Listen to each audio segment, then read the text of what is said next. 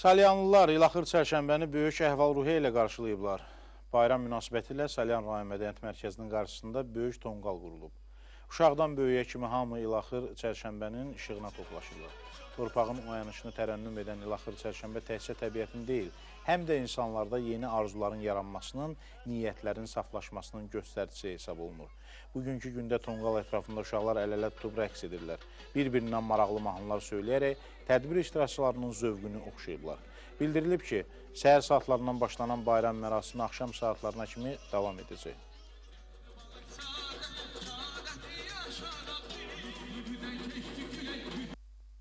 Bu bahar gəlişiyle qoy ölkəmizə firavanlıq, dövlətimizə xoş əhval-ruhiyyə bəxş etsin. Bahar bayramınız mübarək olsun. Arzu edirəm ki, bizim işğal altında olan torpaqlarımız tezliklə azad olunsun və orada köçkün düşmüş əhali öz yurduna, yuvasına qayıtsın. Gələn il inşallah salamatlı olsun.